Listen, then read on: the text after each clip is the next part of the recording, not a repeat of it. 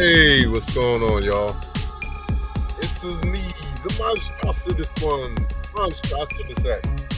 Your man, your homeboy, your brother from another mother, aka Goblin the Creator, aka Jay DeLille, the artist.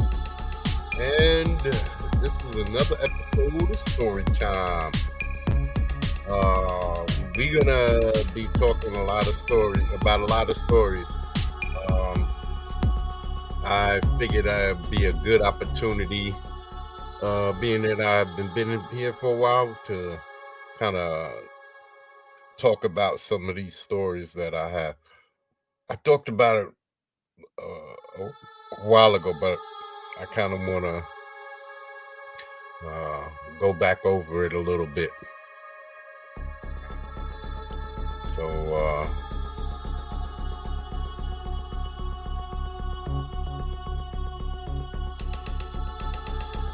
okay.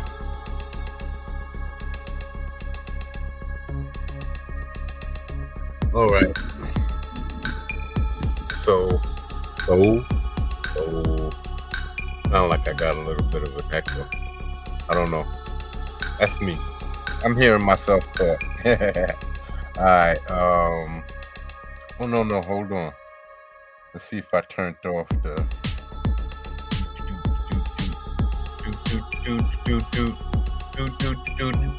Did I turn this off? Yes, I did.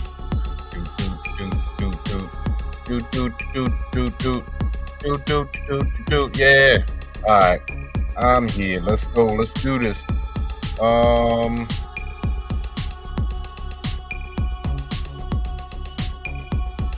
right. This is let's see what we got here.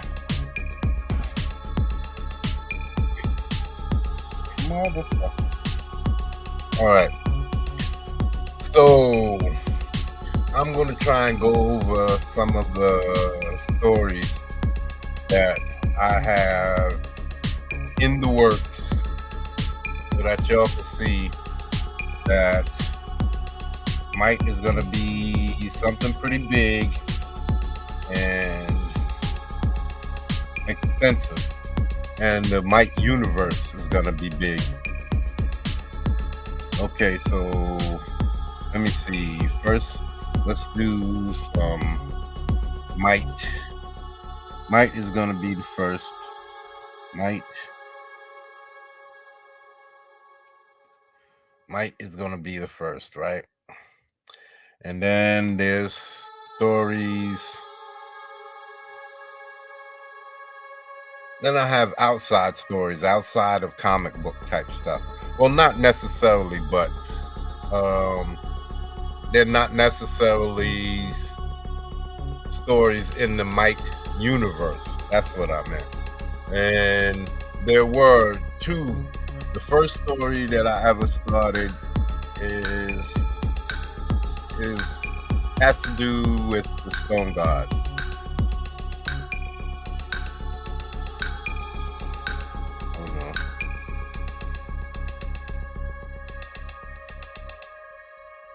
That's the very first story. All right. The Stone God was the very first story I ever attempted to write. I should have had some things open.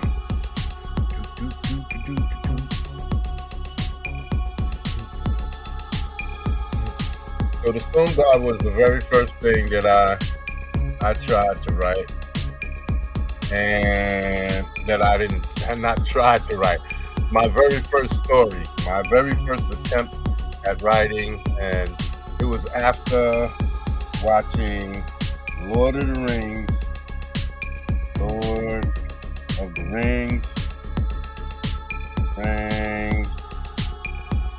Now, Lord of the Rings back in my day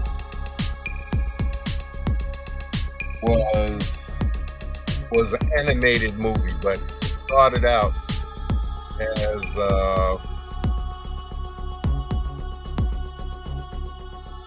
Here, here, let's check this out.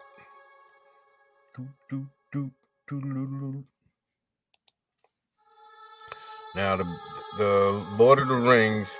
Hold on, Lord of the Rings and Fire and Ice. And what else? There was Dragon Slayer. Let me see, Dragon Slayer,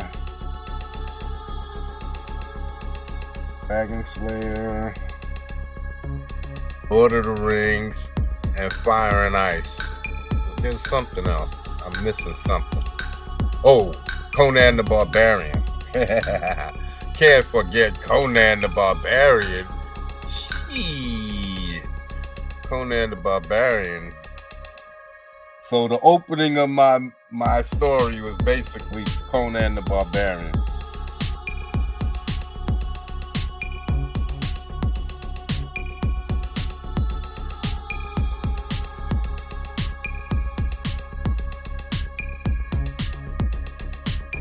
Yeah, so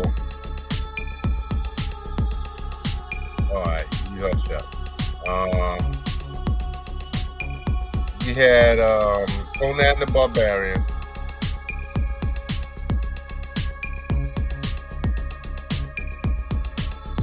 The Arnold Schwarzenegger.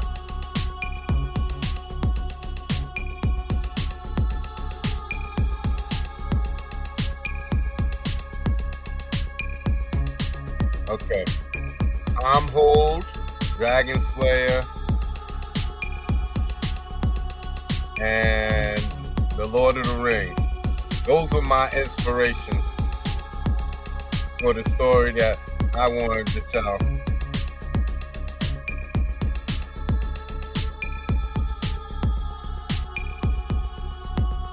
All right, hold on. I'm setting it up now.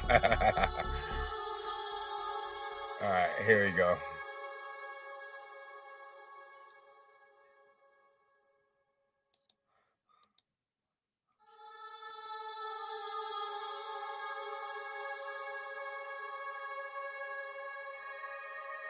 This is not what I'm looking for, but all right. This is the beginning, the opening. I'm looking for, here we go.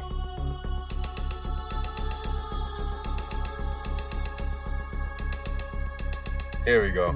All right. So we was, the very first story I was creating was the Stone God. And the Stone God was there's another one.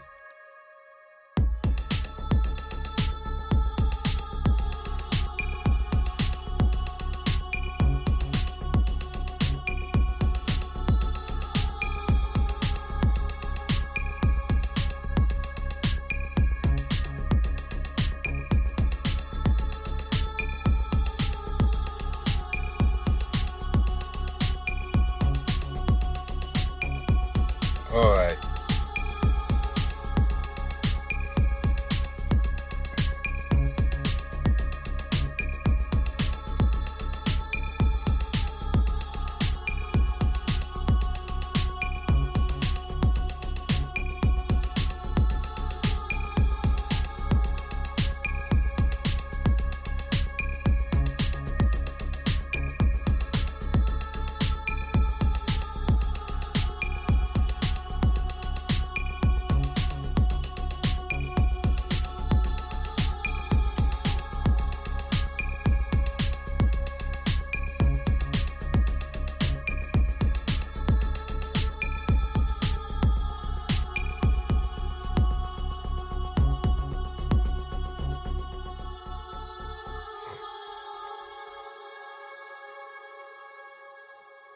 Okay, here we go.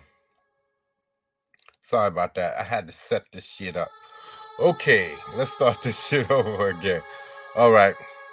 So, the Record of Lodos, the very first story that I started on was the Stone God story, right? This is back in the 80s, and This was basically after I've seen movies like, let's share this.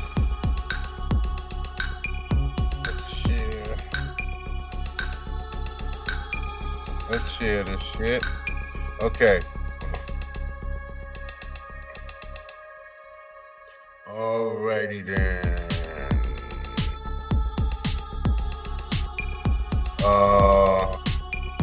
Lord of the Rings. Basically, this Lord of the Rings was animated movie from back in the day. Ralph Bakshi and these guys. These are basically the characters, and this is what it was like. They were. This is rotoscope, where they basically animated over live action. So after I see shows like this, shows like Lord of the Rings, Dragon Slayer, that was The Hobbit, Lord of the Rings, The Hobbit. We saw that in animation. This is Dragon Slayer.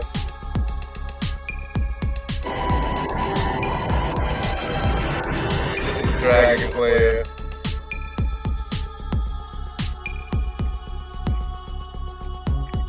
And this was the same dude who made the Muppets made this dragon, Frank Oz.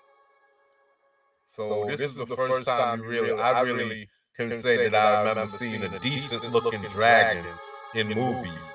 So this was another good one that got me started. Arnold Schwarzenegger, Conan the Barbarian. All of these movies, the barbaric, the magic, the barbarian stuff, the armor, the swords, and wizards, and all of that stuff.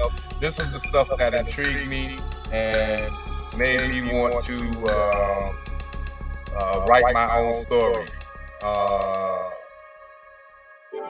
This is an anime called A Record of Lodoss War, and it had elves and knights and gods and all types of different dragons and different types of animals and stuff in it. I think last year I bought the series on Blu-ray, so I gotta finish watching it.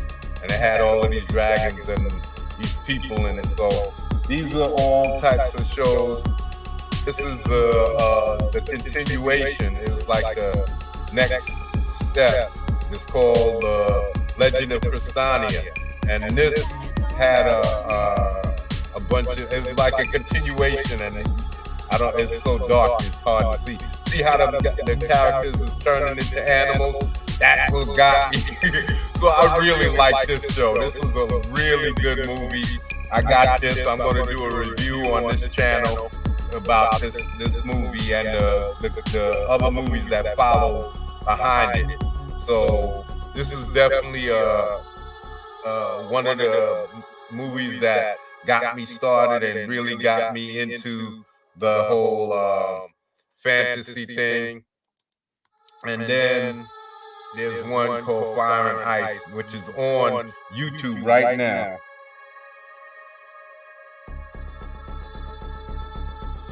And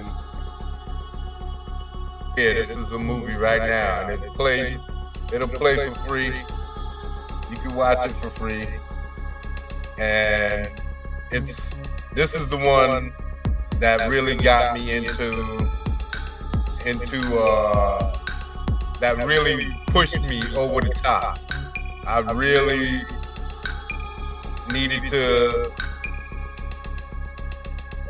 After seeing this is a Frank Frazetta, Ralph Bakshi movie, and after seeing this, I had no choice, man. I was, without a doubt, I had to make something of my own. So in my fire, that my Godstone, Stone God was basically based.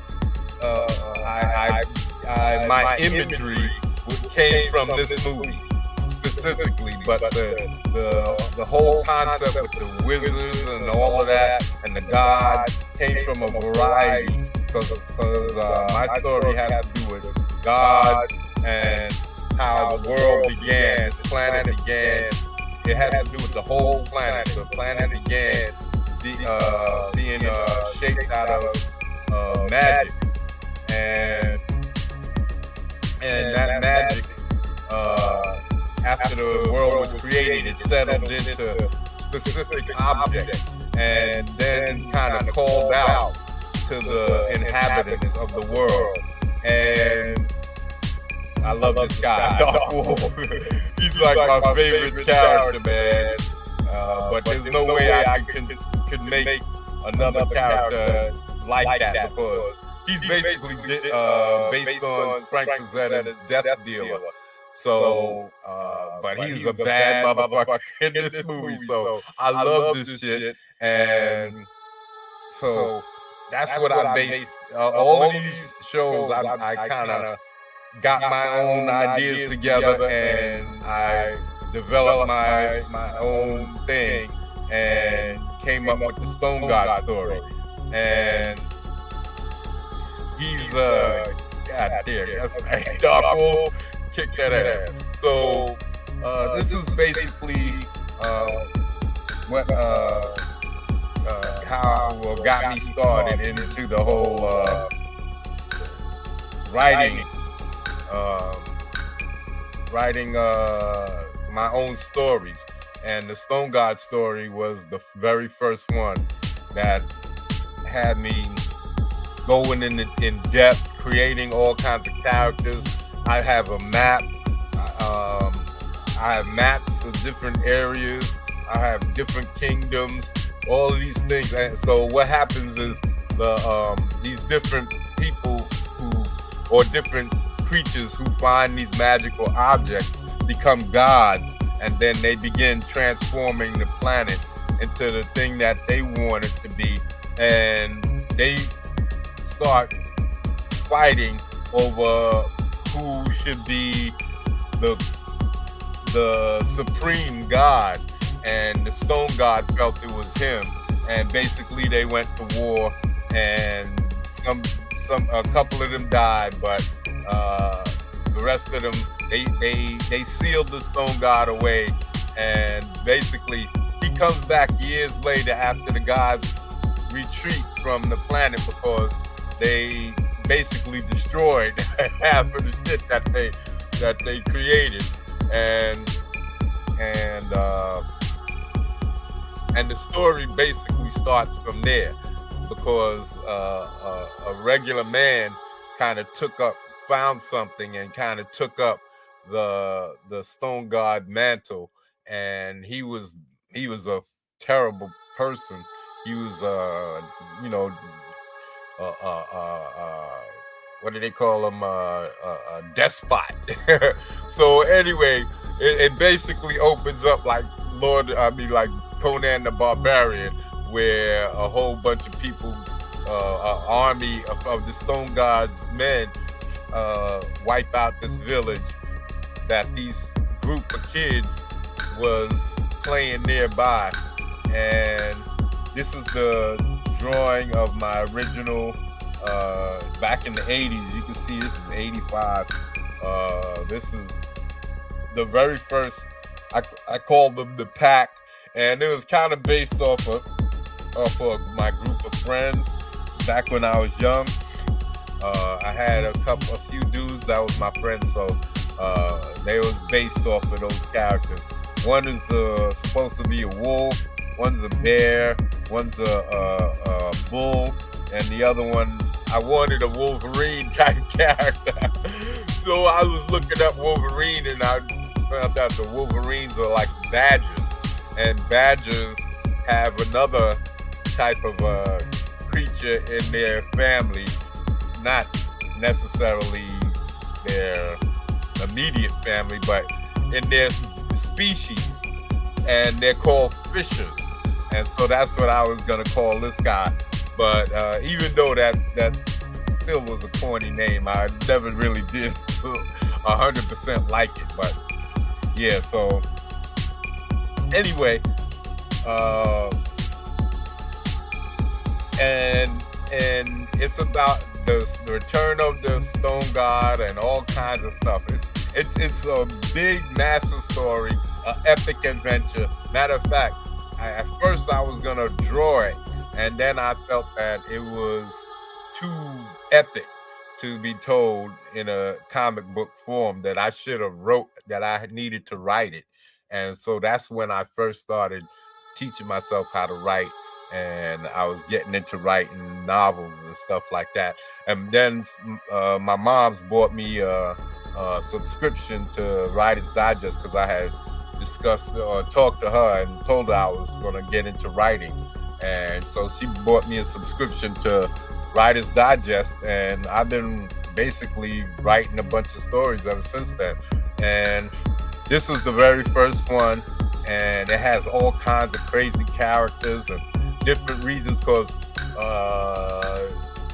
it's basically one massive continent with a bunch of islands, and yeah, it's a crazy story.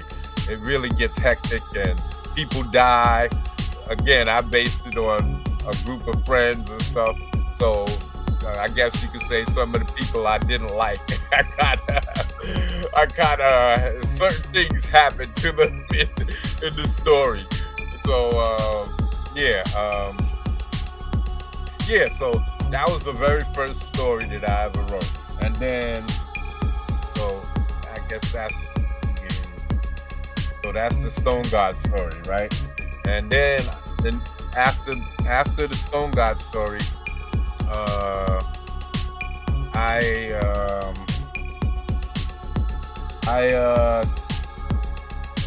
a few years later, in the later 80s, when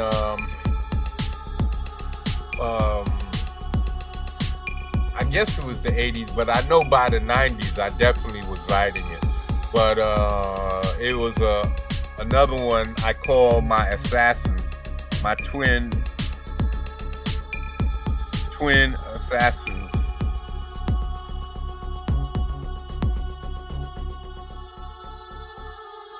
Twin assassin story, and this is futuristic, sort of like Blade Runner. And okay, I should have had all of this stuff up, but this is the only two that I basically, the only two that I did that basically was based on movies that I saw. Everything else is straight out of my head. And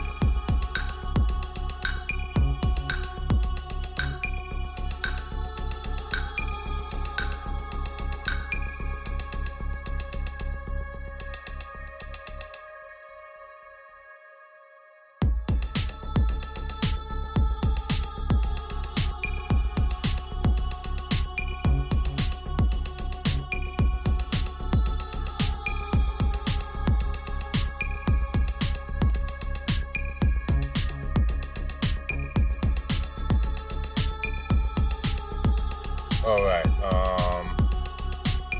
Blade Runner, and there's Soldier.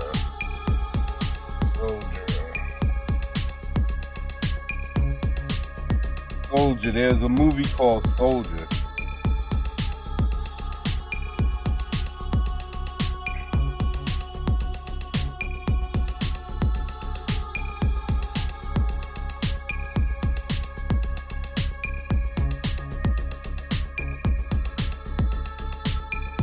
All right, so okay, and then there was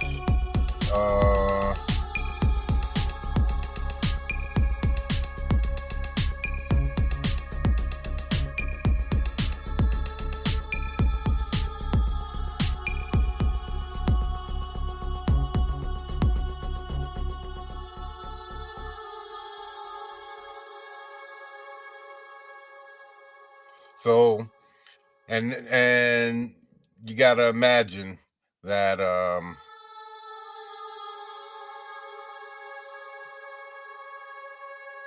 right.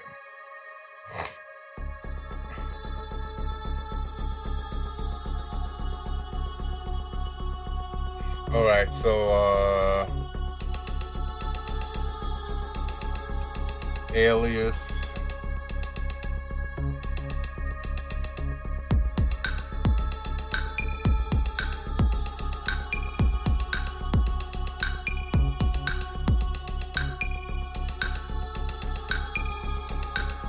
And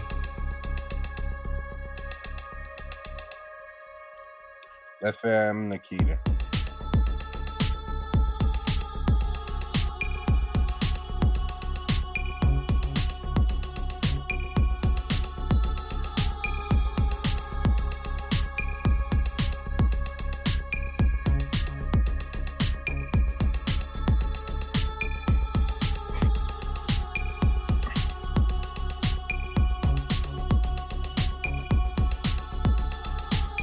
All right.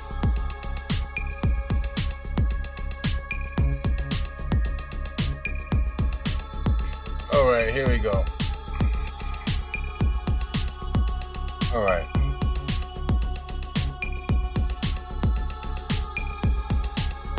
So, okay. Now this second one,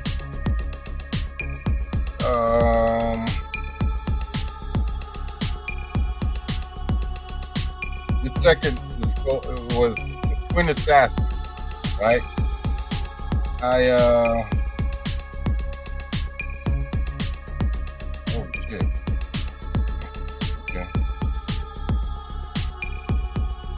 Okay, here we go.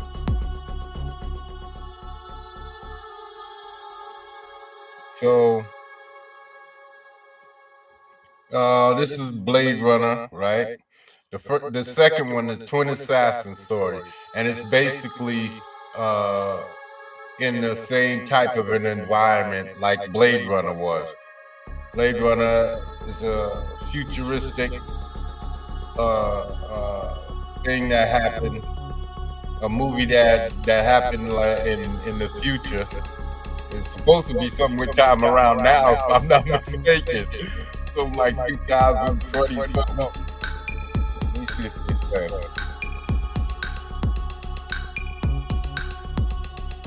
they saying. But this is Blade Runner. He was a cop, some kind of a cop that was hunting replicants, and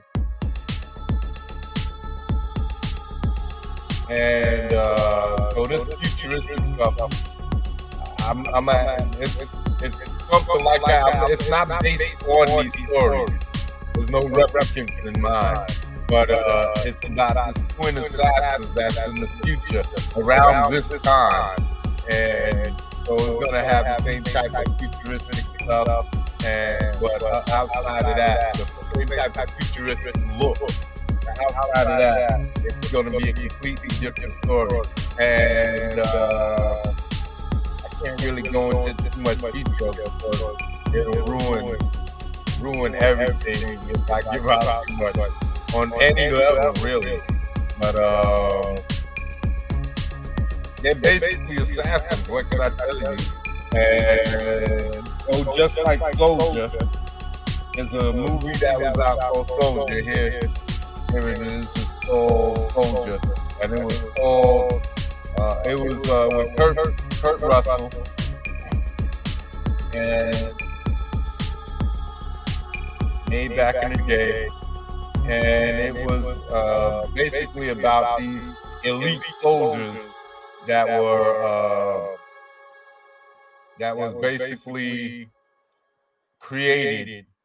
Kurt Russell areas, they're basically genetically enhanced, or they was trained to be soldiers from very young, and they kind of trained and bred the fear out of them and everything like that. And he basically, you can see what happened here was that Kurt Russell was one of these soldiers that had got replaced by these new generation of soldiers, and they were more. You can see they were more advanced, and he got his ass kicked along with him and a couple of other men, and they just threw him away on this garbage planet. And he turned out to be a pain in their butts later on. But that's what I basically, between Blade Runner and this, is where I got the idea. And then, in order to get the technological jargon from how tactical teams work and how they talk, I watched. That's not the only reason why I watched 24. But 24 was one of my favorite shows, and I learned a lot. I wrote down a lot of technical jargon and fallback points and how they basically did it. I took a lot of notes, and I built my world around this.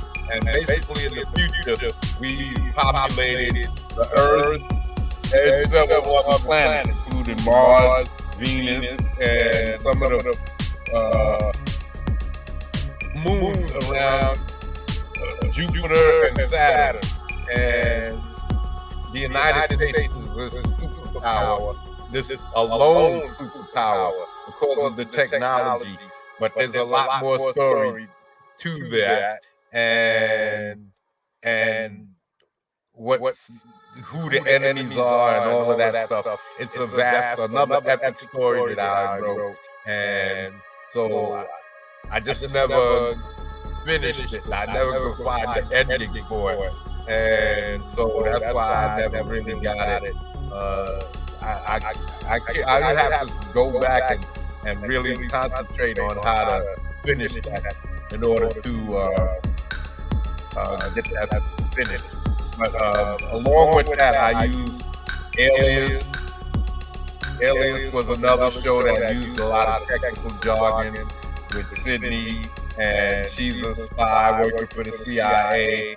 And she thought she was a spy working for the CIA, but it turns out that she was working for some secret organization that was looking to take over everything. So the technical sides of it, and I like the show too. Don't get it twisted. But that 24 and this show called Femme Nikita, this is where I got all my technical stuff, and I love this show too. Don't get it wrong. But this guy Michael was the main badass. It's all blurry, yeah.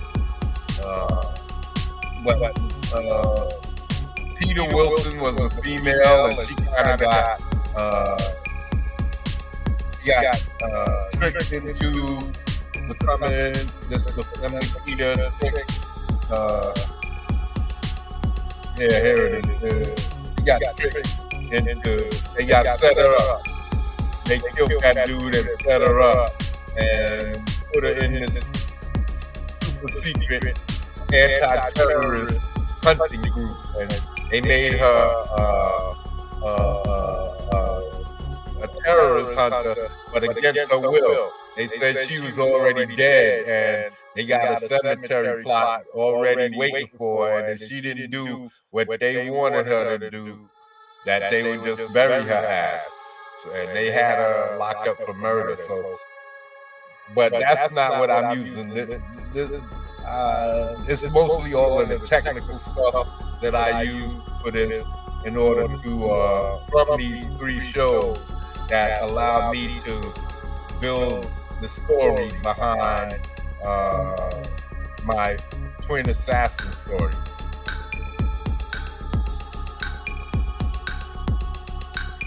So then, okay. All right, so now the rest is gonna go a little bit faster because I don't have any references. Okay, so then I have Mike. Mike is gonna be he has a storyline where I've talked about it before, where there was a meteorite that crashed back in the 60s on the planet, and this viscous material seeps out, starts mutating everything it touches. And the government, being that these naturally occurring superhumans were happening back in the day, but they were not as powerful as what they were witnessing, they were getting stronger. And so in order to counteract that, they decided to do some experiments, especially after the atomic experiment, the Manhattan experiment. They found some other energies to work with, and they created this experiment in order to make humans into super beings. But the problem was that they had the same problem with these naturally occurring superheroes, that they didn't know how to control them. Once you give them abilities, how do you control them? So they kind of mothballed it, put it in storage for a while, because they didn't have a way to control these people once they gave them power.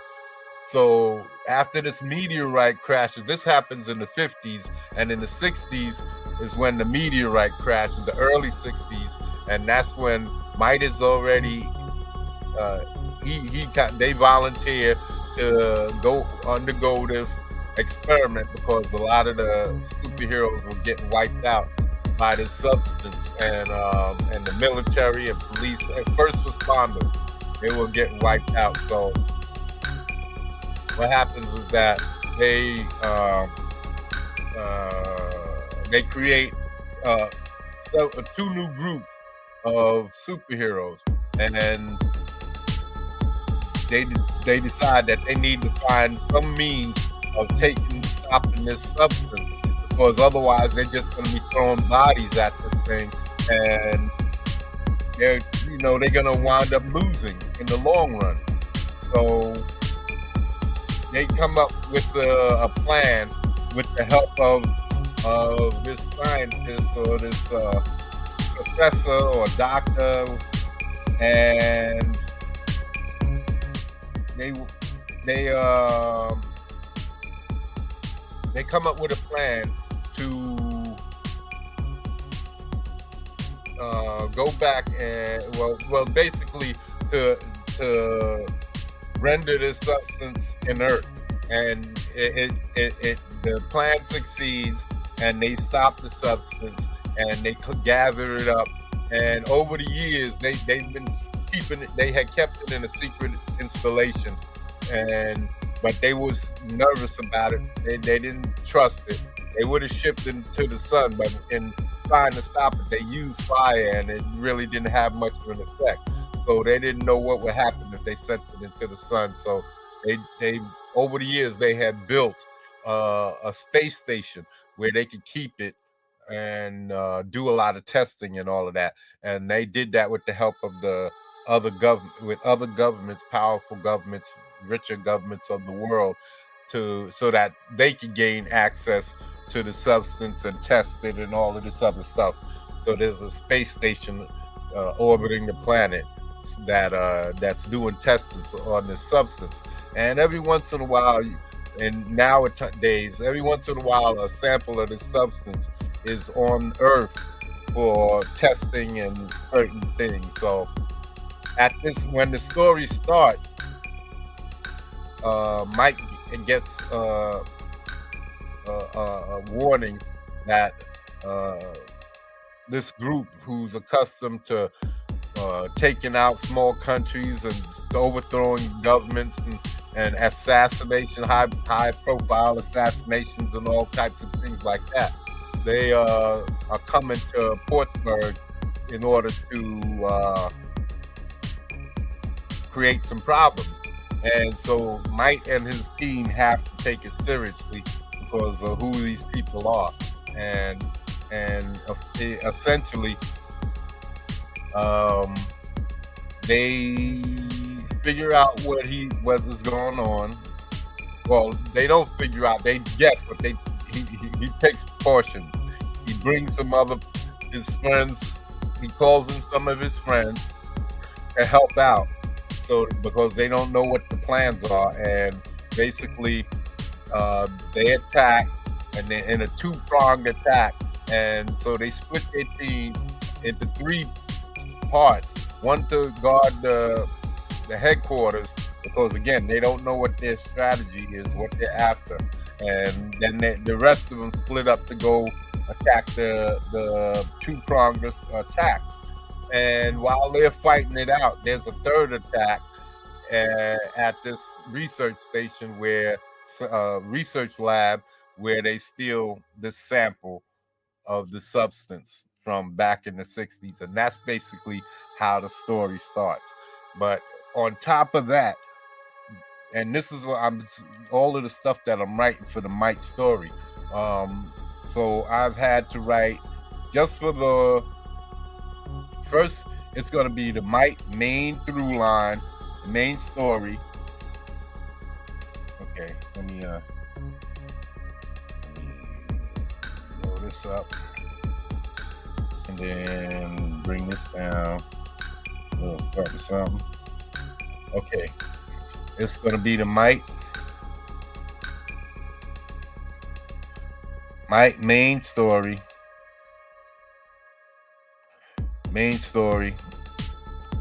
And then that's about this regaining the sample, hunting down this sample. And then there's going to be three other characters that's going to be introduced, and you're going to see their origin stories. And that's Q to the second power. And I know that this type of storytelling could get a little jumbled because of what I'm doing, but I'm hoping that I'm doing right. And then there's Mega. Mega is my very first character that I ever created. No, that's not him. All right. Not my very first. Yeah, he's a red dude. I've shown him on other occasions. But he's going to be, his origin is going to begin in that lab where the substance is stolen from. That's like some secret lab. His government has to do with the government. And so he's going to be created there. That's going to be, these two are going to have their own storyline. And then there's going to be another character that's gonna be all the real main storylines that I'm gonna be handling with this. Besides that, there's gonna be the Illuminati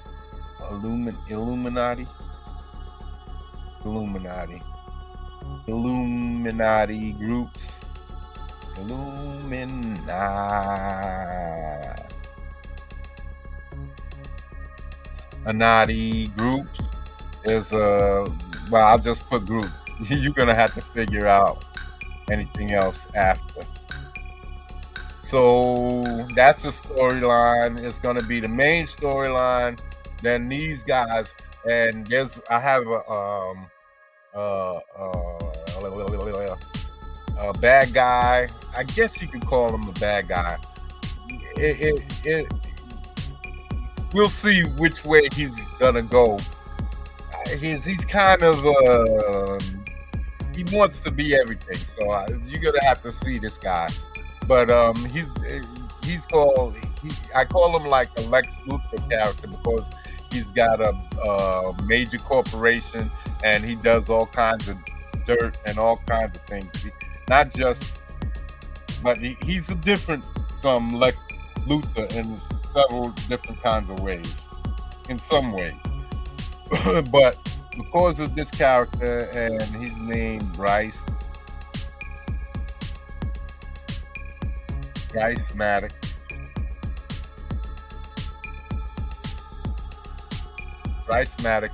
And they work, this guy who creates Q to the second power, and the bad guy, they both work for him in his tech company.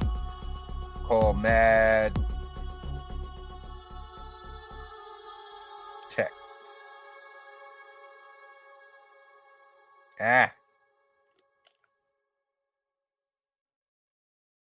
Right? But he has a Maddox Industries, so that's just one of his companies, right? Matter of fact.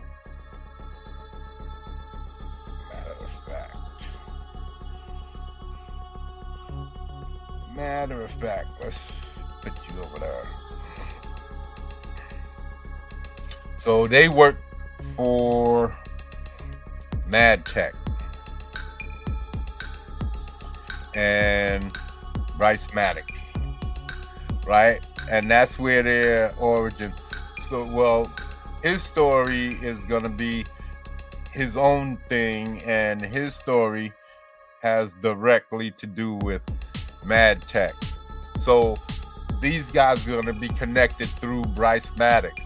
So that storyline is gonna be pretty in the story because Bryce is gonna have a lot to do with the world and the universe, with the Might universe. So that's all gonna be nice and neat. That's why I think the story is gonna flow pretty good because of that. But Mega, I'm scared that he's gonna be, because his story is not, their timeline is gonna be long in the Might universe, and I don't know when their timelines, the storylines will converge.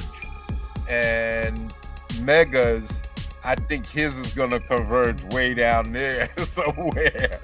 But and in that whole time, I'm trying. My problem is wondering, how do I not have that story hanging off, because it's not along the same main storyline, and that's why I'm worried that I might be doing too much, that character might be stagnating the book, because every time you see him, his story's not really connected to the Might main storyline. Now might help out with the dilemma with the character and his plot line, but I still have to make sure not to dilute or go off too far off the rails, and that's why I want to keep everything. I know that I'm, with the amount of characters I have and everything, that's made a big problem right out the gate. That's a big thing to have to deal with. So I understand that. So it has to be done right, because people are going to want to know these characters. They're not going to want to be so many characters that you can't learn who they are. And I'm hoping that I'm not shooting myself in the foot. Well, we'll see, because so far the story that I've got written is working as far as I feel. Once I get everything, there's some twists and turns that I'm working on, but other than that,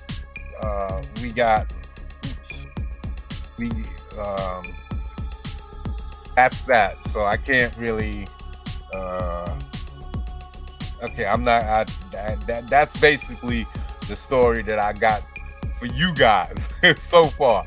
We've got these three. We got these guys who's gonna be basically. He's Cube to the second power. He's working on AI technology. AI. But the story and his whole thing is not really about AI. And you'll have to read the book to find that out, because the technology he's coming up with, you could say that it could be a hot commodity. So anyway, so between him, Mega, all of them, even the bad guy, I can't tell you his name because I don't want to give that out. I think that one is a name somebody can really steal. Cube, because it's Cube squared, people don't understand it. So I don't think that they can steal it and really do it justice. If you try to take it and make a character out of it, okay, but you don't know what's going on. And you have to understand what's going on to understand that name. And Mega 2, he's a biosynthetic character, so you have to really understand the circumstances. But just telling this character's name is enough to screw stuff up for me, so I'm not going to tell his name. So you're going to see a bunch of stuff that I do like that. I say I don't want to talk about the name because I don't want people to steal my ideas. But I could talk about the characters, the stories to certain degrees, because I know I need to draw people in. And I'm not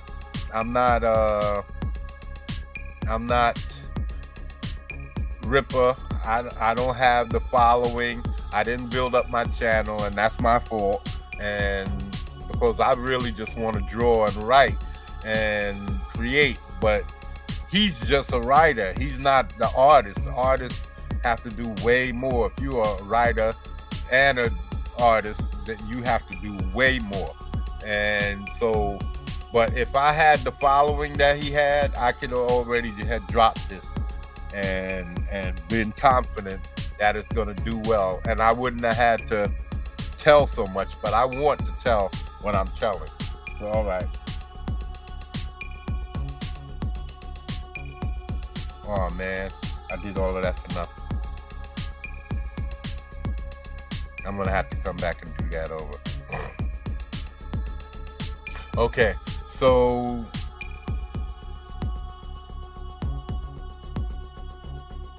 all right, so we gotta have 3 guest stars.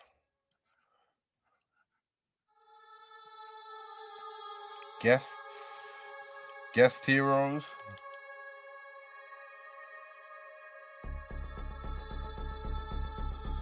And this is going to go a little bit faster because I don't have, I can't tell y'all the stories the way I want to. So there's Cameo.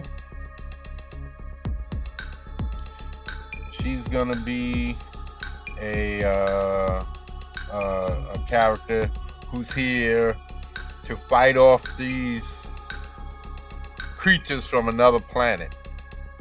And the whole story starts off on this other planet that created these life forms, sort of like the primordial ooze, but on this other planet, the life it's not from a primordial ooze, but a tree. And so these creatures kind of created by this organism on this other planet or this tree, but they kind of went wild and tried to wipe the tree out, and in their failure they kind of escaped into the solar system, and the tree, realizing what happened, sent others of its creations to the nearest planets around its vicinity or around its planet, the planet's location, in order to warn them that these creatures were out there and that they could cause all kinds of havoc. And in that whole thing, you could say Cameo is created. So Cameo is this character who's basically trying to wipe out this scourge that's come from this other planet. We don't when the warning comes that these creatures are out there, nobody knows if they're on Earth. So there's stuff to figure out. So that's a rough basics. I'll be going into more of those details when the campaign drops. I'll tell all about Cameo and her origin story so that y'all can get involved with that. And yeah, that's okay, that's that. And okay. So then there's Everman.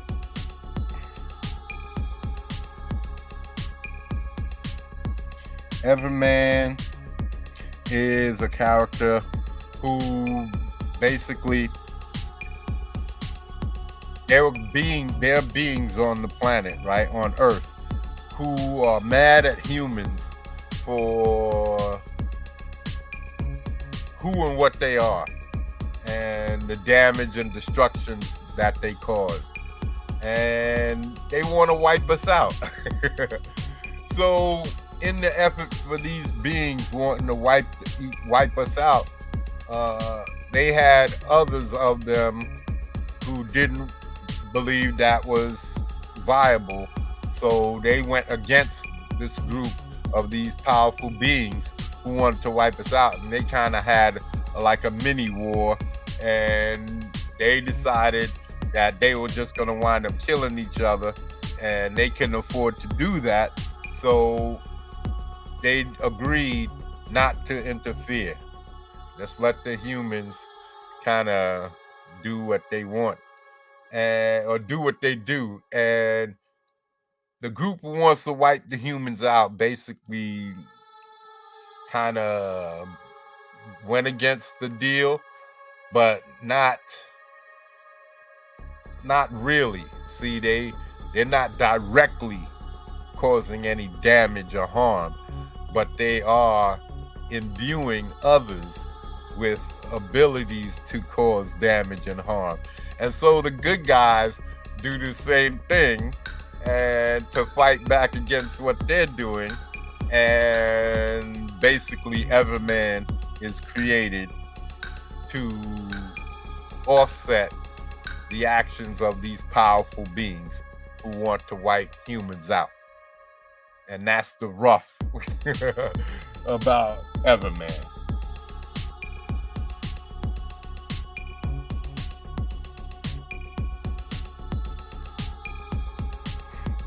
Okay, then there's who I call my Nebula character. Now that's not his name.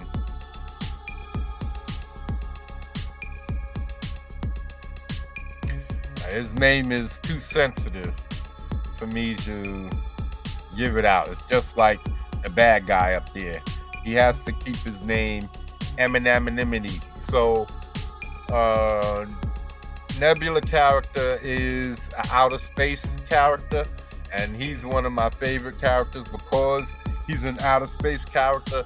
I spent my youth watching nature shows because we didn't have all of these channels that y'all have today. So I spent my youth watching nature channels on PBS and nature shows and outer space shows, and I fell in love with that stuff. So recently when I decided to create this character, go all out and create this character, I looked into nebulas, and there's 3,000 nebula in the Milky Way.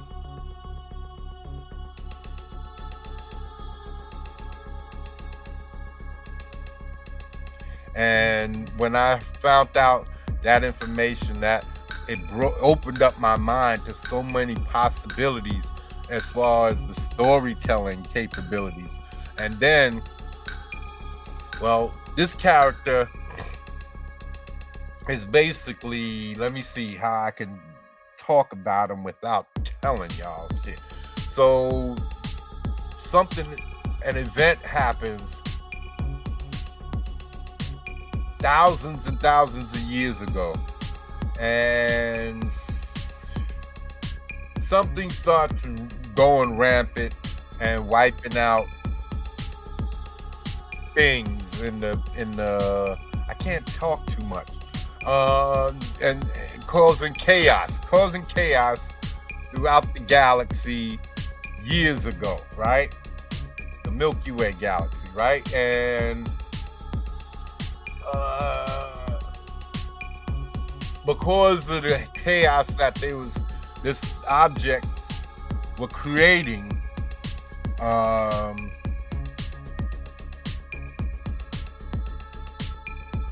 powerful beings of the galaxy kind of complained to the stewards or the wardens or whatever the foreman of the nebula, and so the nebula, in order to take care of the problem, created this nebula character for that purpose of going against these things that's causing so much chaos in the galaxy.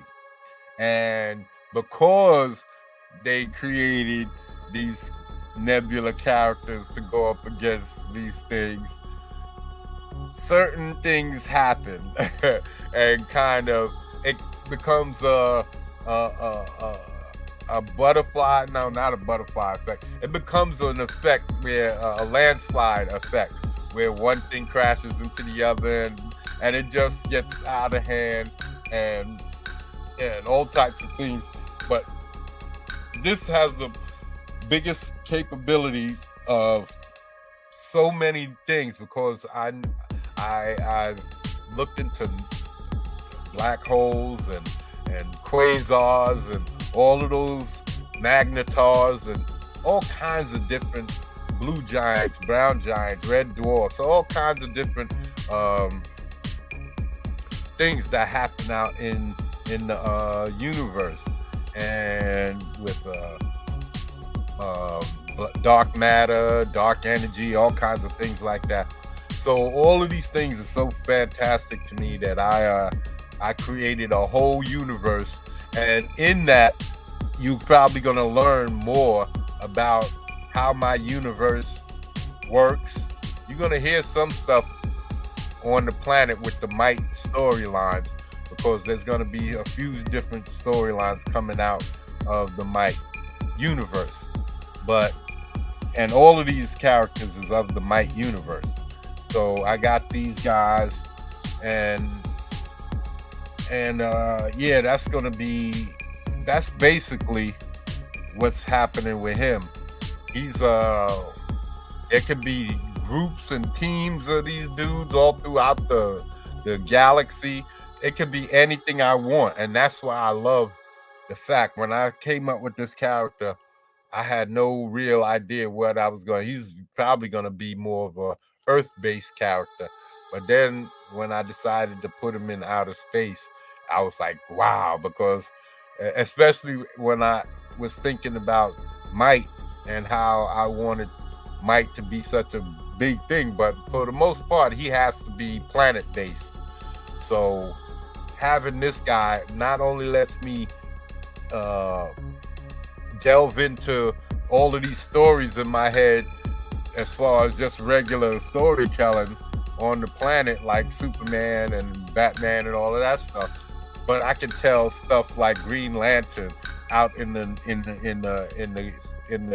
depths of space, going from different solar systems and all types of things like that, fighting all types of different creatures of the galaxies or the universe or whatever like that. Or your imagination, sky's the limit, you know what I mean? Or stars the limits. So yeah, that's basically what he's about. The Nebula character, he's one of my favorites.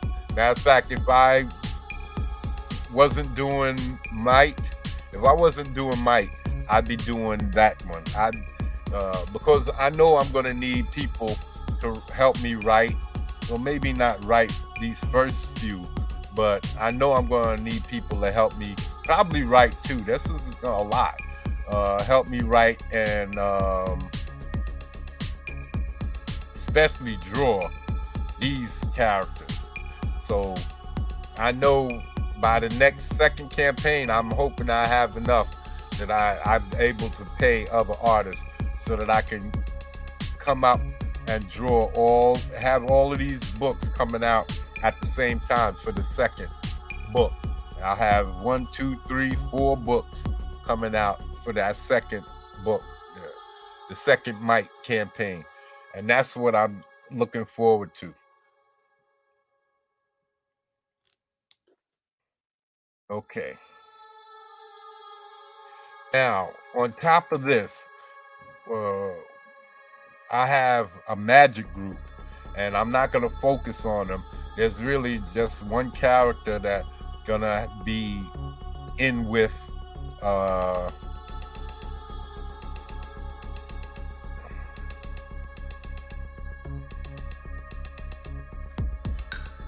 these guys, and he's going to be helping with other characters, other magic characters.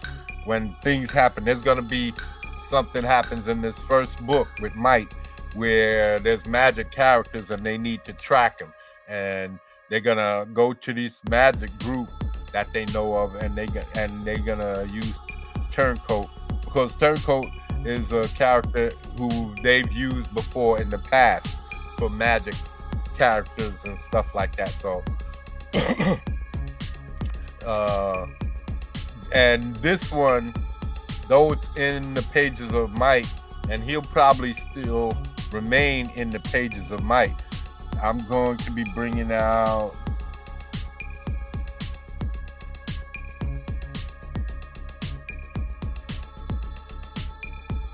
Black House, and that's gonna be my group of magic dudes.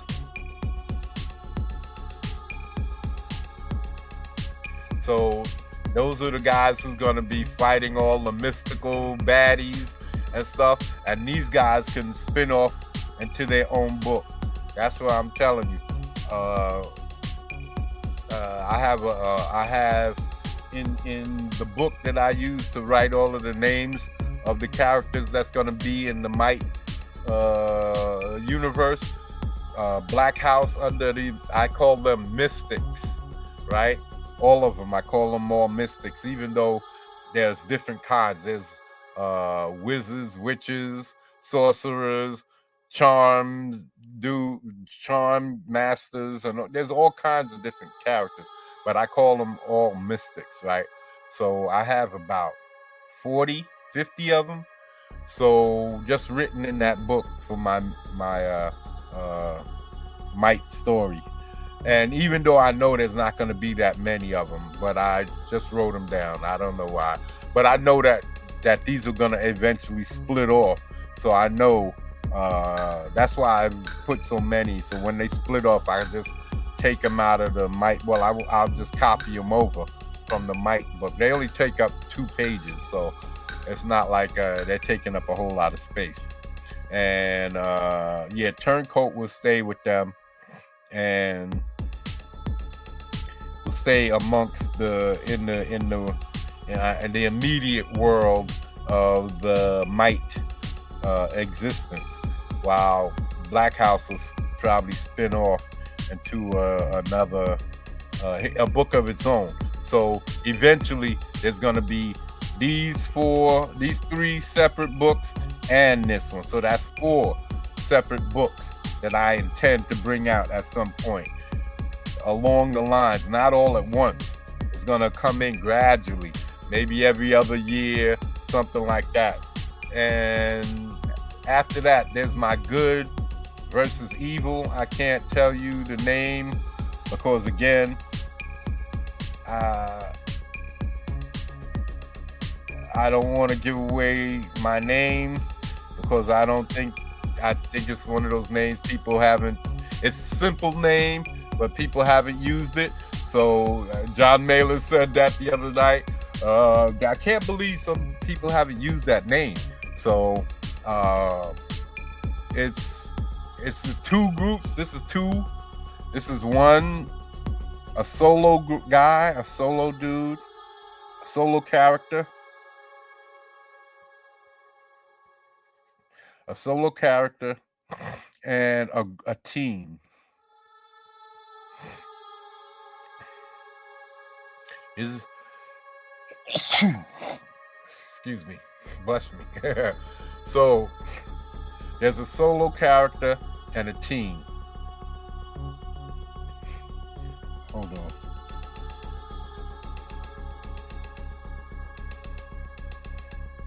Okay.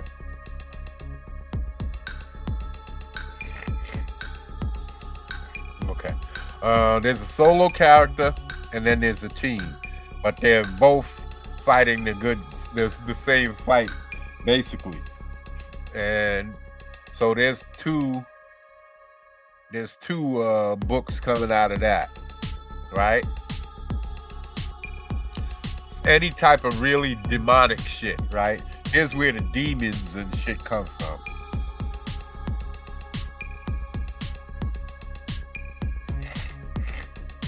So this is all magic, and this is demons. So this is like even darker, more wicked shit, right? So this, and every characters I bring in is gonna have its own kind of niche or niche or genre that it's gonna be bringing with it. So these characters are my good and evil, or God versus the devil, or any that type of scenario.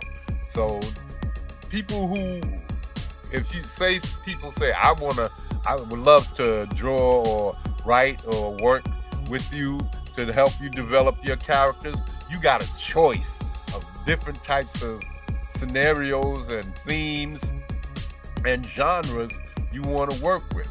And that's what I want, that variety for my own thought process. So,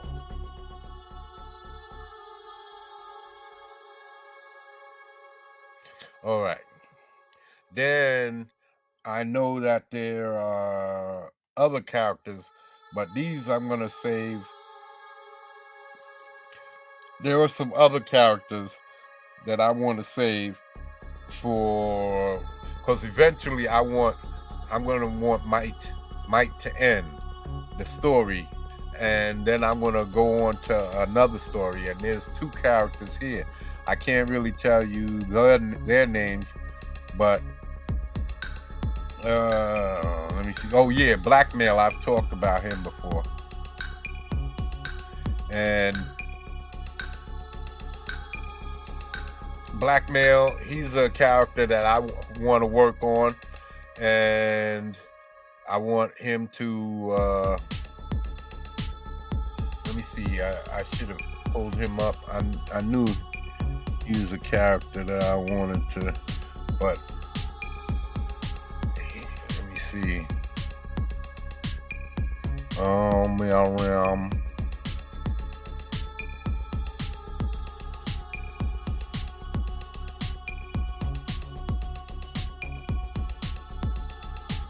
Yeah.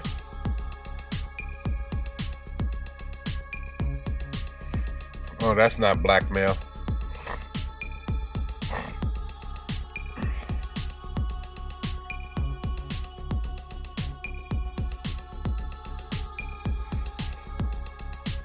What did I do with him? Oh man, I moved him somewhere. Oh man. Oh, he's not a badass. Hold on. I moved him somewhere around here. Damn it. Oh, here he is. That's Blackmail. This is inside the Bible.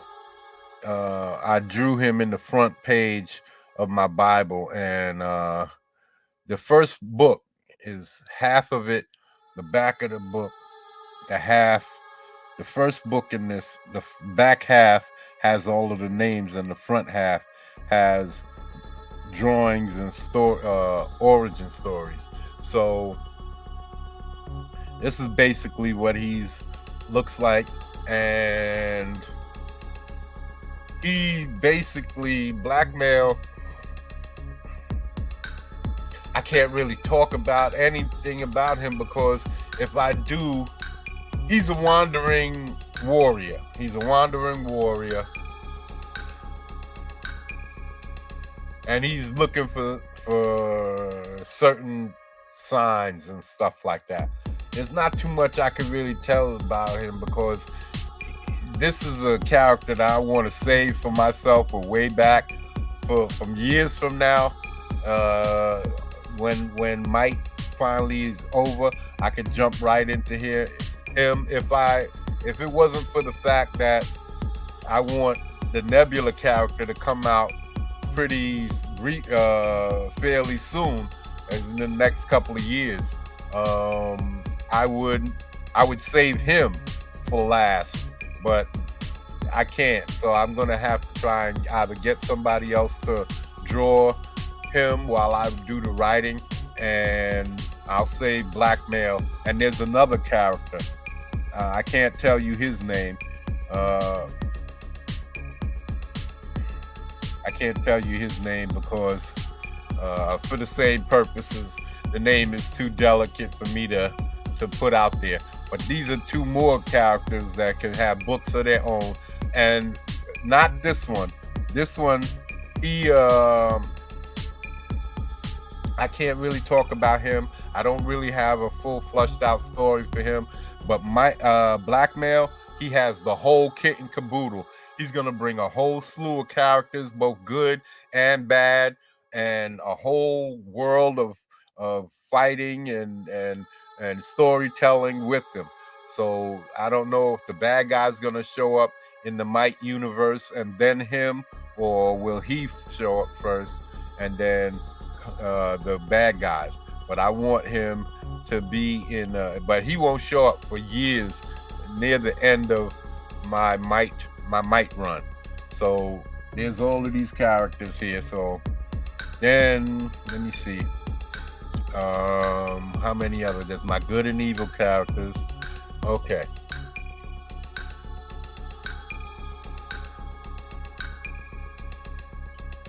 now there's another story I have.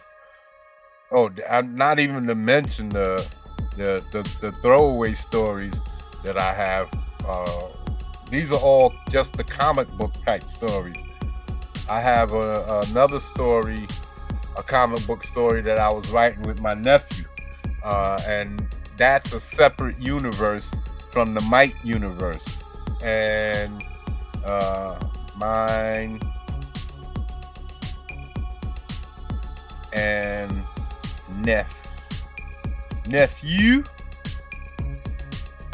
nephew story, right?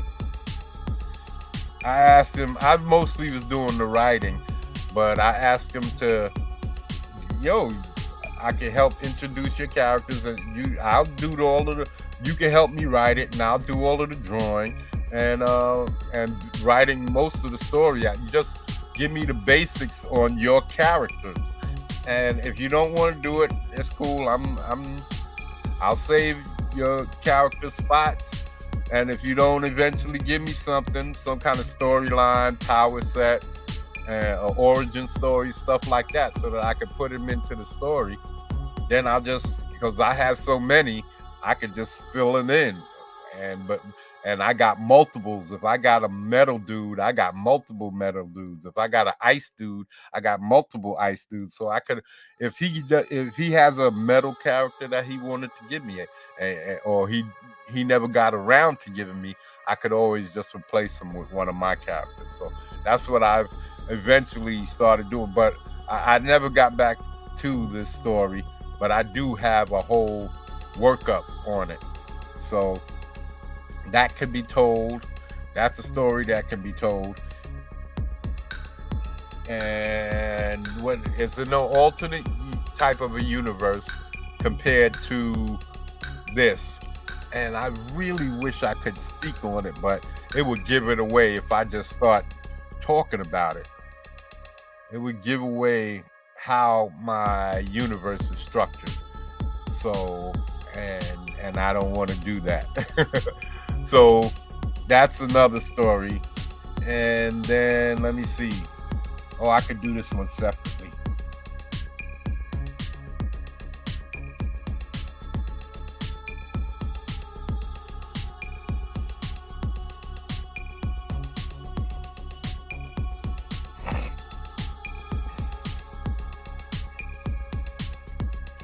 All right.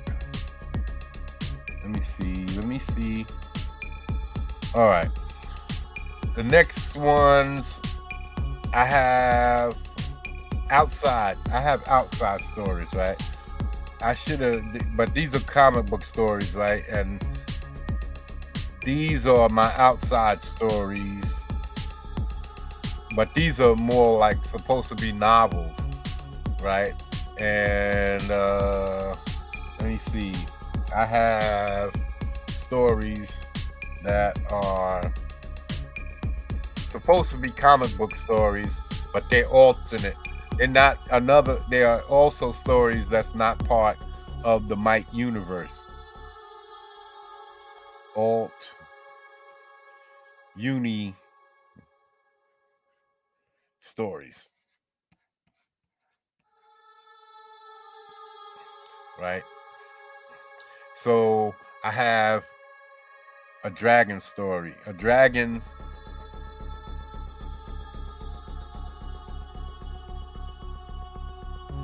Dragons Keep.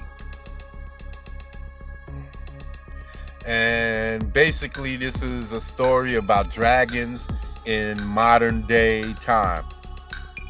Dragons that I can't really go into depth because again, people would steal my ideas. So the dragons are of this time. They've been on the planet for a long time, and they're surviving now. And it's basically all of the different interactions and any rivalries and all of these things, and how things happen in the modern world and stuff like that. So that's I think this is a really good story.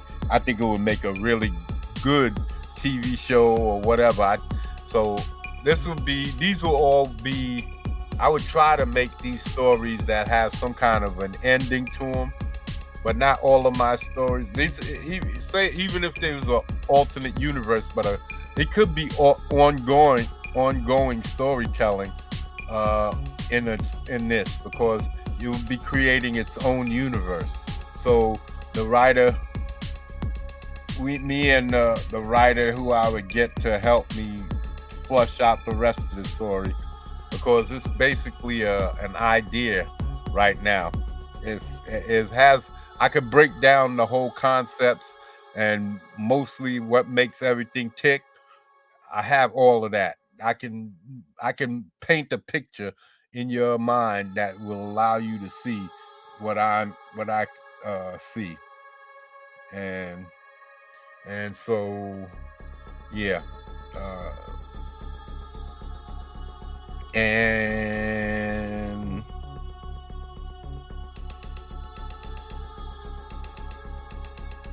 yeah, and then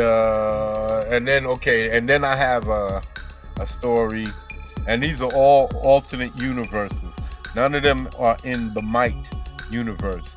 These will be stories that are outside, that some of them have a distinct beginning and end, like this next one where gods return to Earth.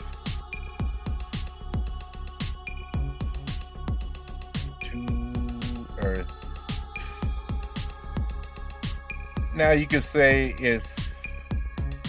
we think that they're gods, right? We think that they're gods, and how that de-escalates and all of that.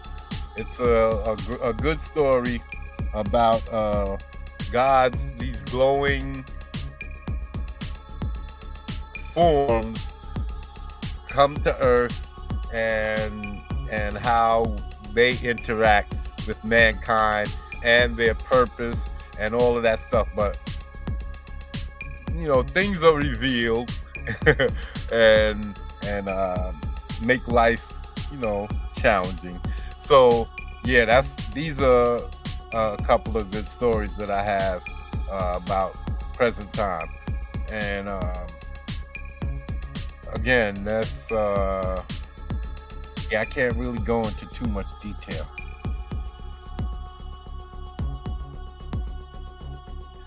All right, then there's a story about wizards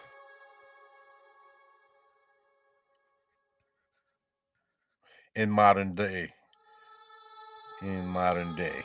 I know that's been done before.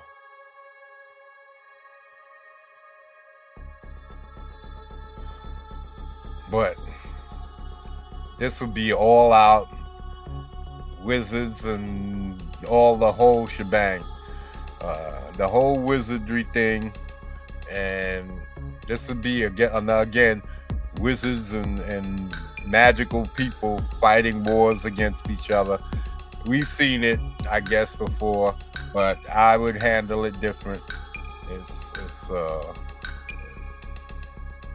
I guess you could call it like a something like what's the name of that with Kate Blanchett, Beckinsale, with the vampires and the werewolves.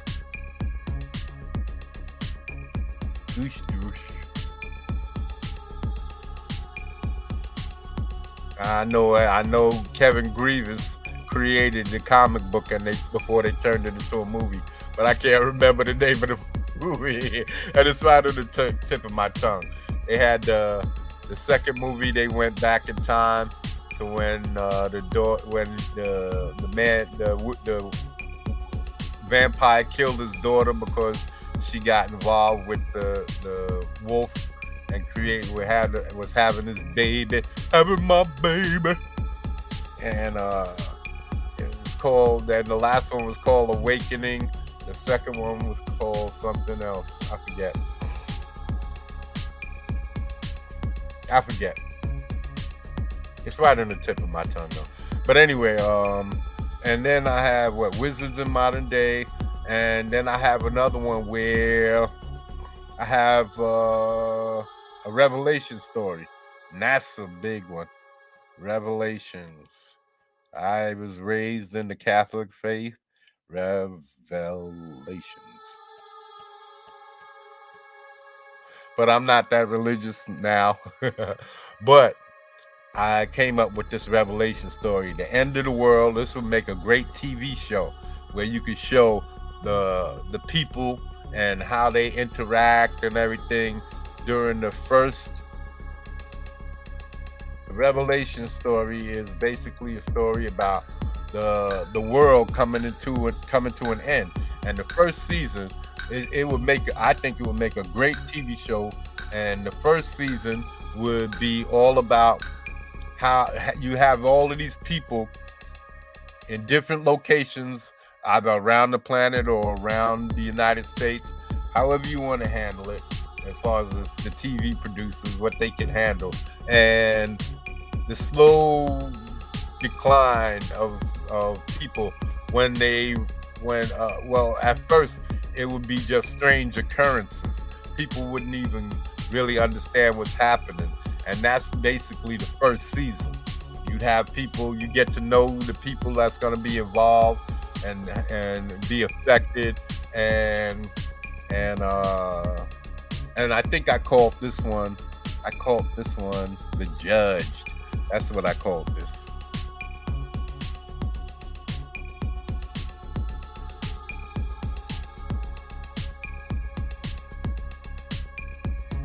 Yeah.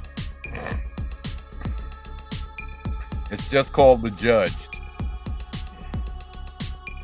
Not Revelations, but it's a Revelation story. And the first season will be getting to know the characters and showing how they are and the things that's going on in their life. And then you'll see little things happening, little things gradually happening and showing things. You might not really understand that shit at first. And then things start getting more towards the end of that first season. You see things getting a little bit more drastic, a little bit more hectic. think people starting to wonder about things and stuff like that. And basically, the second season will be the basic downfall, where mankind is basically coming to a realization about certain things, and you see how people react as things start changing. And that's basically the second season, is that change, that change, and people trying to come to grips while other things are going to be happening.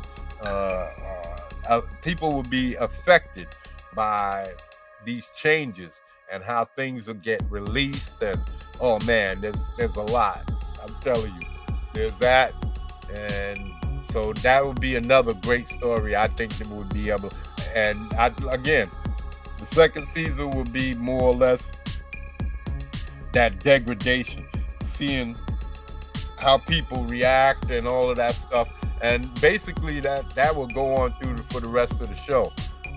It will be getting gradually worse and worse and worse and worse and worse. And it's up to the showrunners to figure out how to cut that stuff up, because I'm not a TV show type of creator. I can create the stuff and put it out there, and the story, and maybe I could work with some showrunners or something and work that out. But so, and then that would be that. And then I have another story. I have a story.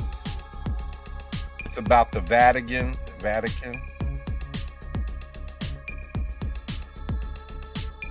And I think that will have to do with some religious stuff too, and demonic stuff and all types of stuff like that. But it will be handled a little bit different. It's not going to be a revelation story, but it will have some fantastic stuff in it. I guess akin to comic book shit. So yeah, that would definitely be good in a comic book form. So that one. And then I have something else. I can't really talk about this one either. But let me see. Yeah, I can't really talk about this one. I can't mention the name of it. I can't talk about it because it would, if I say anything, it would be too easy for somebody to steal the idea. So, but I have another one that I can't talk about. So I wish I could. I can't even mention the name that I got for it, because it would point the direction. It would point a direction. So I can't even talk about that. But okay, let me see. I got my gods. I got one where aliens come back to Earth. Aliens will come back to Earth. Aliens come to Earth.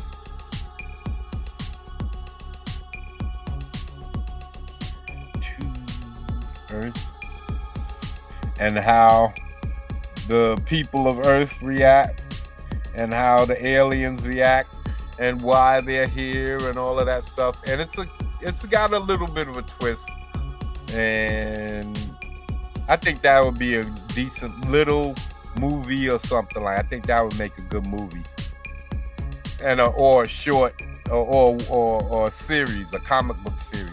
That would make a decent comic book series. A couple of books, 3-4 books, something like that.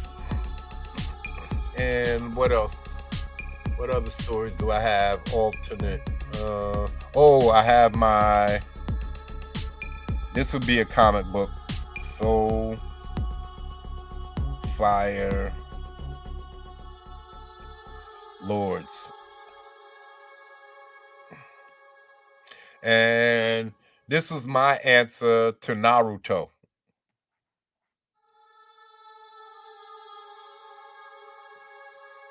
For black people.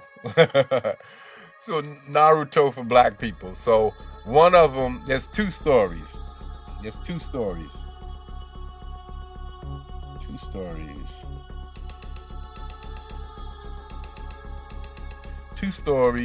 One is post-apocalypse. Post-apoc. And the second is more Romans, slaves.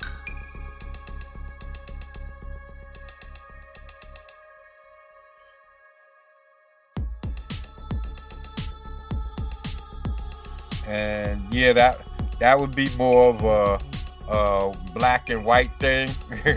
It's kind of like Spartacus. Kind of like Spartacus.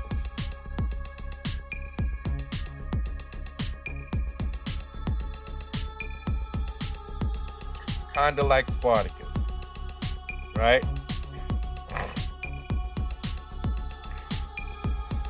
And yeah, that would be more black and white. So I know that one probably a lot of people ain't gonna like that. So that'll probably be more focused towards a different type of demographic, because that particular one would be heavily skewed towards black versus white and shit like that. So even though there's black and whites getting along in there, and that's the problem too. It's gonna be black versus white, black versus black, white versus white. There'll be all kinds of shit. So that's why I'm intrigued to tell these. And this one is the one that's like Naruto, because this one has all of the yelling out the abilities and jumping around with the kung fu and the abilities being blasted all around like that and stuff like that, just like in Naruto. That's where I got the ideas. I wrote down maybe 100 different fighting techniques that you can yell out rapid fire machine fists and shit like that. I wrote down all kinds of different types of stuff like that just to use in this story. And that one's more of a post-apocalyptic New York and what happens there. But I guess it never talks about New York, but you can see the landmarks and shit like that. And yeah, and yeah, that's those are my stories. Let me see. Do I have anything else? I got more as far as the comic book stuff. Do I have any more comic book stuff? Let me see. Oh yeah. There's blackmail. There's the good versus evil guys. I have a couple more outer space dudes. I have a couple of teams. Hold on.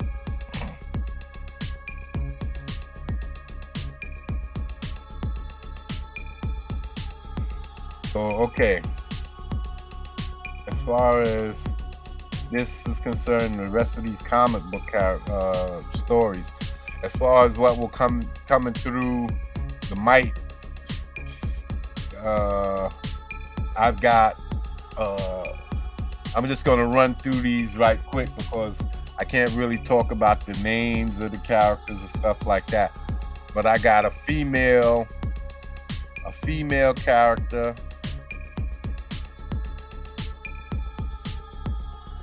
I guess you could say she's a photon type of character, a photonic abilities. I can't talk about her, so I'm just gonna. And then there's one called Embody. I can't talk about them, but these are the characters I have on my list of guests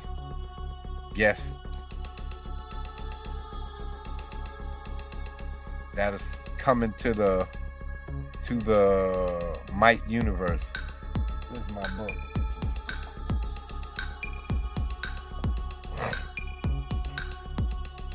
I'm gonna finish up after this because there's stories that I have to tell, like how my universe works. And there's going to be a lot of characters being introduced, but there won't be any more characters such as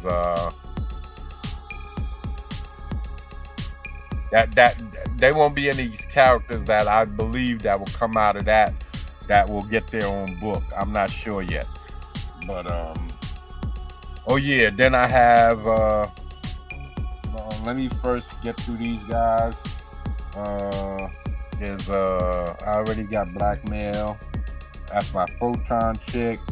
I have my outer space group that's gonna be outer space team. And these outer space team, I was drawing characters for this outer space team. And basically there's a team. Dadgummit. I should have fucking had this out.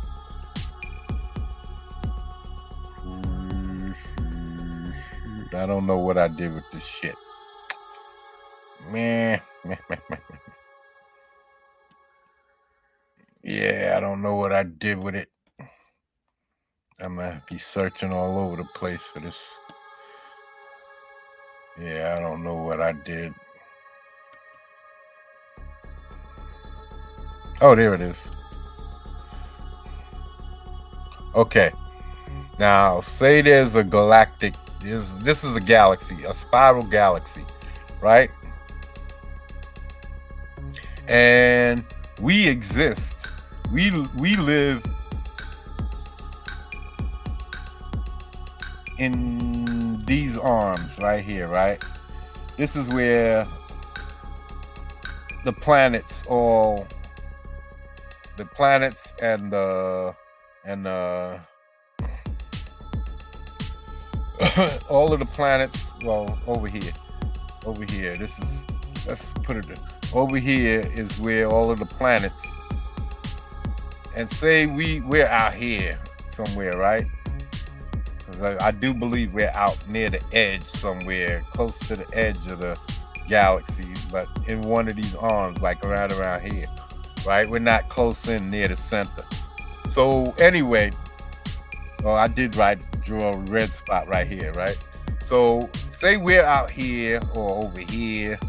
I'm gonna make sure I specify, but there's we're over here, right? Say we're here, and say we're here, right? And over here, right near the edge, there's a group of warriors fighting against these creatures that come across this energy field. I call it a galactic tidal force energy field that holds these arms from merging together, and they keep them from crashing into one another. There's a tidal force that keeps these galactic arms, spiral arms, in place, and anything going across there gets ripped apart, torn to shreds. If you try to fly straight across, you get ripped apart, torn to shreds. But these creatures have been feeding on the fray energy for a long time till they build up a tolerance, and they've been passing through and coming through and invading our side. And there's fortresses all along here, and they're being manned by these warriors, and that's what this team is. That's what this team is. It's outer space team, and they're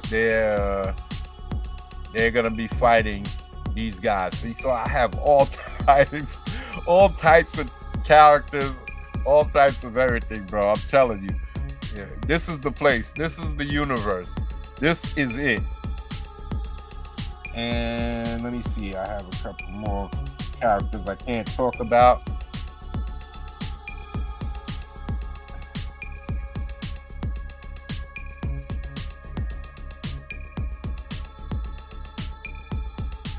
And then, let me see. Let me finish this off.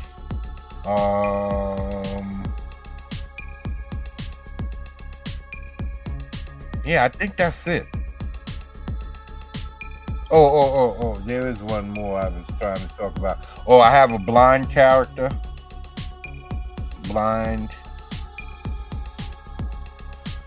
character that I want to introduce. And I have I just had this guy on my tongue, which sounds fucked up. Oh. I have a character who is my Racer X.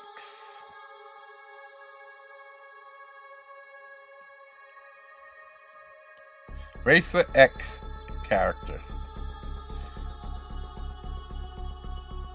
And I'm saying that he's my Racer X character because if y'all know Speed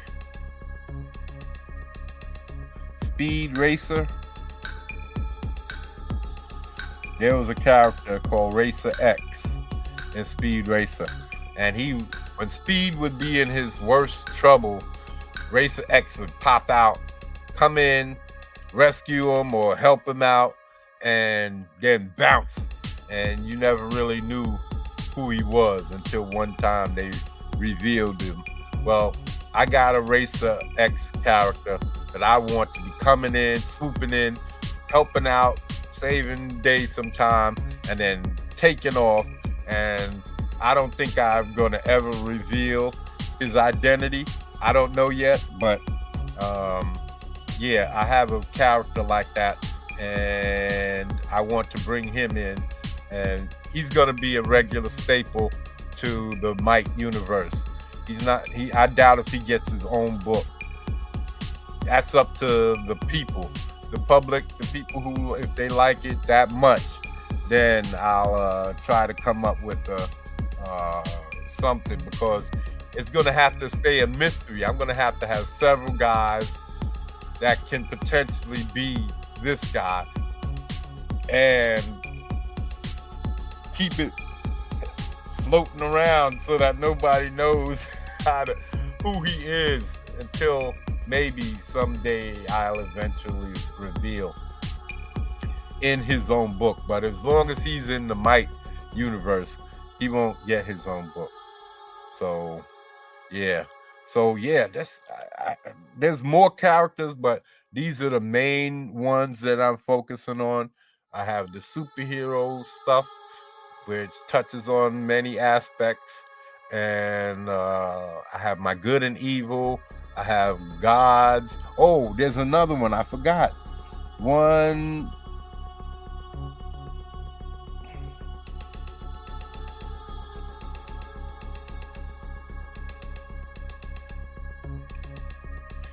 The Pride Lands. And no, this is not for gays and lesbians and trannies and all of that other stuff, or trans or whatever that stuff is. This is I guess you could call it like a kind of a secret area, location, city, sort of like Wakanda and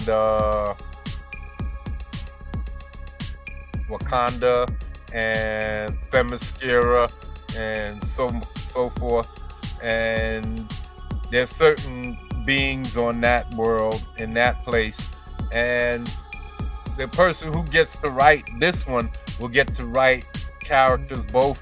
You can write the story from two aspects, from the aspect of Wakanda, Themyscira, and from whoever's working with the humans on, or not humans, the superheroes on Earth.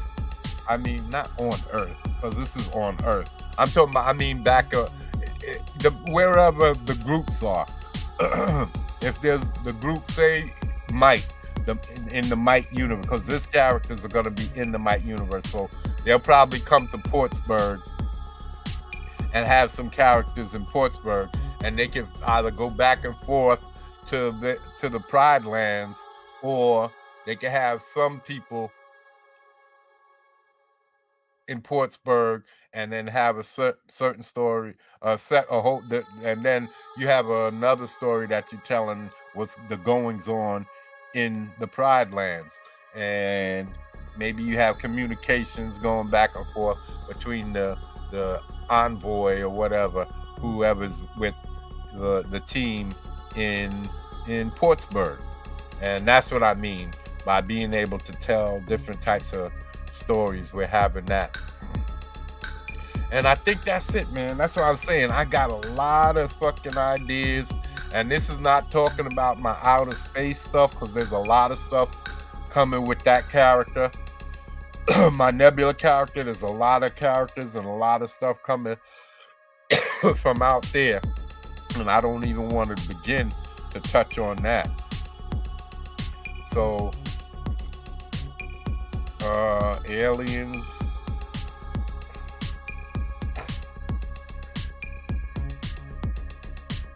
Yeah, there's another story that I can't talk about. So there's 1, 2, 3, 4, 5, 6, 7, 8, 9, 10. And I'm working on some of these too.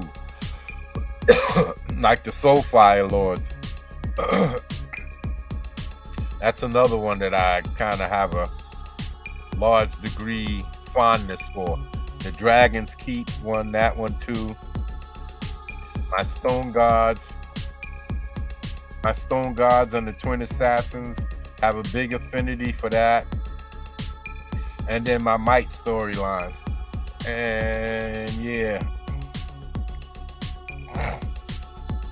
You can't beat these guys, bro. This is with all of the story that's gonna be coming out of here. I don't think there's ever gonna be a boring time with my storytelling in Might.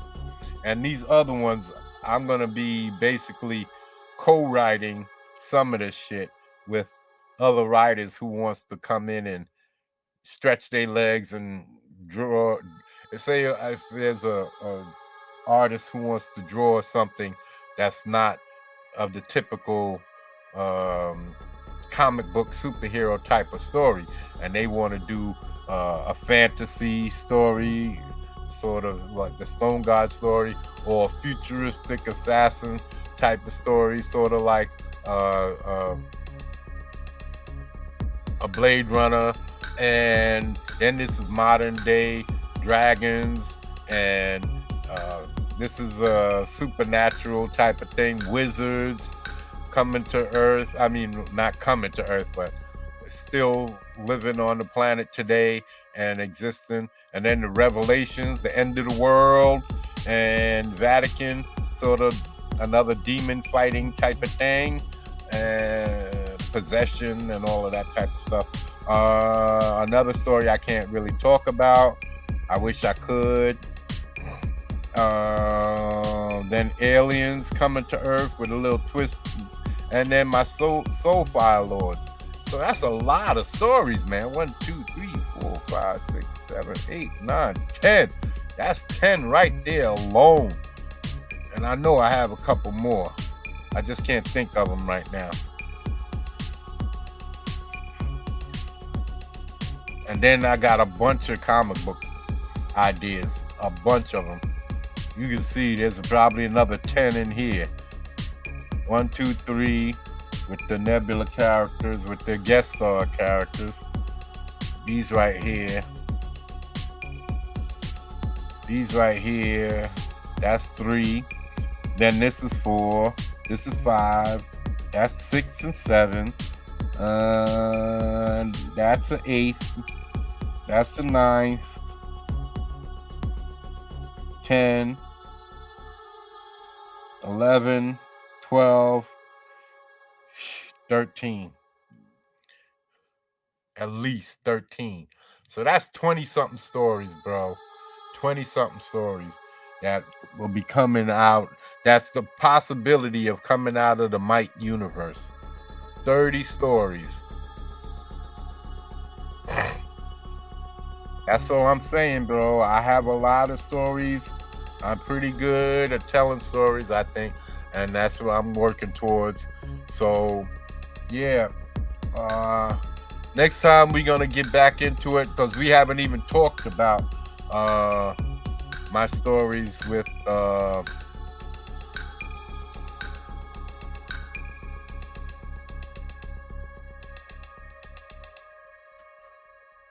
we haven't even talked about the stories that I have for let's see.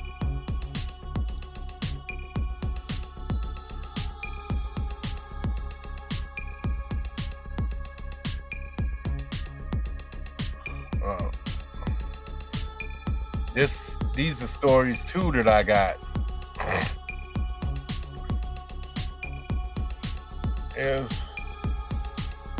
These are stories that I was writing just for. Oh, here's one that I was writing for myself. This is gonna be a novel, a regular type story, no superhero, supernatural stuff, just all conspiracies and stuff. So that would be what, 24?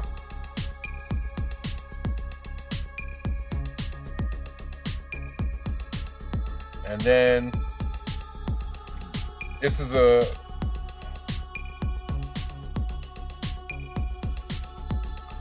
me see what I did here. This would be SJW stories. Purposely